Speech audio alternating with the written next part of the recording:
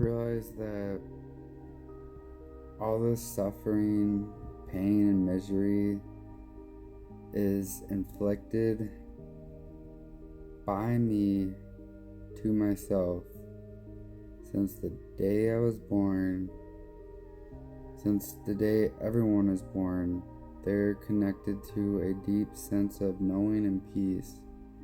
But over time, that peace gets distorted through noise, I'd like to call it, through the physical world. This noise is like conditioning, programming, trauma, all this stuff disconnects us from this inner sense of peace. Because from all this distortion, we build a false self that kind of blocks us from tapping into that deep peace and inner sense of knowing. All babies have it. When they're first born, or before they're born in the mother's womb, they feel this deep sense of unconditional love and knowing. But like as soon as they're born, they get disconnected and they start to feel all the suffering and pain that this world has. And that's why when they come out of the womb, they're crying, because their safety, their sense of safety is gone. And now they're like, being thrown out to the wild, basically, in this cold, dense world. See, when we're in the womb, we don't know any suffering or pain because we're in the womb, we don't need anything.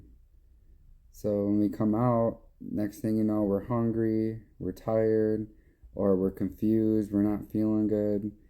And then as we get older, we begin to build like a sense of self or identity, which is just armor. It's like your soul's armor the armor is like blocking you from seeing life for what it is. And that's why people have such a pessimistic view on life, because they've built this armor so strong that it distorts the way they see things. It distorts their perception.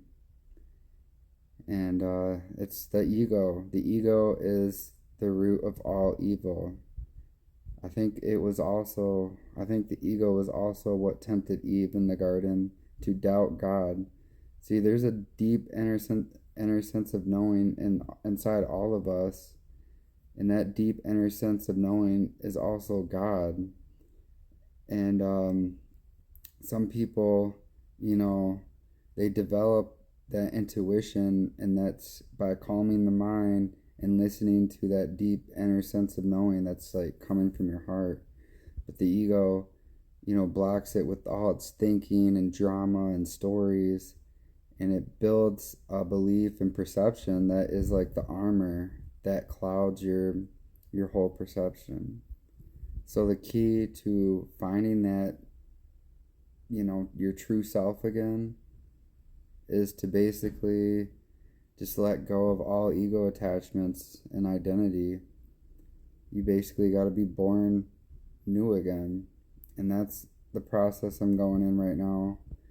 I realized this, after years and years of suffering. I was chasing basically ego gratification, such as drugs and alcohol. And not just that, too, like, it gets deeper, like, I'm chasing, like, validation from people, or I'm chasing validation for myself. I was chasing spiritual knowledge, but, like, the irony in that is that when you're chasing spiritual knowledge, that's what is making it run away from you, because in order to be in that field of spirituality, you have to just be it. You have to feel it. You can't think it. And the more thinking you do, the more you are separated from that awareness. It's a deep inner awareness that we all have, but like some people are so lost in their ego, and built so much armor that, well, we call them narcissists, which is like a step above that. And then psychopath is a step above narcissism. It's where they lost their soul, so like they're so far gone that they became animalistic, and they're pretty much psychopaths. They don't know right from wrong anymore. They just, the only thing that's right for them is what's in their mind and how they perceive the world. They think that their reality dominates everything. So basically their self is above all, and all they care about is themselves. But it's a very low frequency level of consciousness, because yourself is so small compared to the whole grand scheme of things. You know, God is basically all of us combined, but like there's more to it than just us. There's parallel lives, there's parallel universes, there's the astral world. God is all of that. He is the glue that ties everything together. And that's unconditional love, because unconditional love has no boundaries.